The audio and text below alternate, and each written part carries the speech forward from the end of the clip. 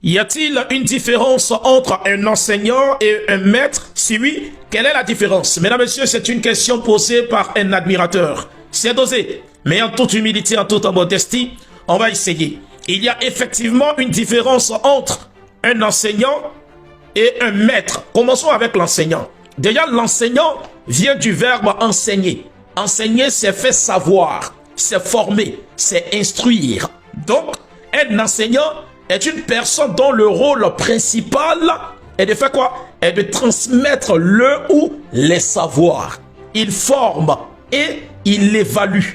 Un enseignant, c'est celui qui transmet un contenu en fonction justement de la pédagogie qu'il aura reçue. Et nos amis qui sont au CAFOB, qui sont en train d'être formés, ça arrive à cela. Ils viendront pour faire quoi? Pour transmettre un contenu. C'est pourquoi quelqu'un dira même que l'enseignant, c'est beaucoup plus institutionnel. C'est académique, c'est technique. Donc l'enseignant, lui, il agit sur l'intelligence. A contrario, un maître, déjà le mot maître vient de magistère. Magistère qui est, si tu veux, une personne qui inspire un certain nombre de valeurs, que ce soit sur le plan spirituel, comme le plan, j'ai envie de dire, moral. Donc, un maître, son rôle va au-delà de l'enseignement. Lui-même, il fait quoi? Il éduque, il oriente, et puis si tu veux, il inspire. Donc, le maître, c'est une fonction qui peut ne pas forcément être institutionnelle ou bien académique. Mais lui, il va au-delà, puisqu'il transmet ici des valeurs. Quelqu'un me pourra dire que l'enseignant travaille sur le cerveau, mais le maître, lui, travaille sur l'âme.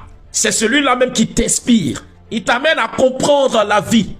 Mais l'enseignant, lui, sa fonction consiste tout simplement à transmettre le savoir. Et la relation qui existe en réalité entre l'enseignant et l'enseigné, c'est-à-dire l'élève, c'est une relation professionnelle. Mais la relation qui existe entre le maître et l'enseigné, c'est-à-dire l'élève, c'est une relation beaucoup plus humaine, morale. On est dans la valeur qu'on transmet à l'autre. Ça veut dire qu'on a la possibilité d'être un simple enseignant sans être un maître. Mais en réalité, quand on est maître, on est d'office enseignant. Parce que les valeurs qu'on transmet, n'est-ce pas, à nos élèves, ces valeurs-là se font à travers quoi? L'enseignement. Le maître, lui, son travail, c'est sur l'âme. Et c'est celui qui reste gravé dans ton existence. Le père Zoro n'était pas qu'un enseignant, mais il était un maître. C'est pourquoi même dans son absence, il reste présent. C'est-à-dire qu'il est présent dans son absence dans la vie du tophytologue. Le maître de l'argile parlante nous maudisse des bénédictions et fasse miséricorde à Papa Zoro chéri, qui n'était pas qu'un enseignant, mais il était un maître. Et je pense que il est mieux d'être un maître que d'être un simple enseignant. Merci.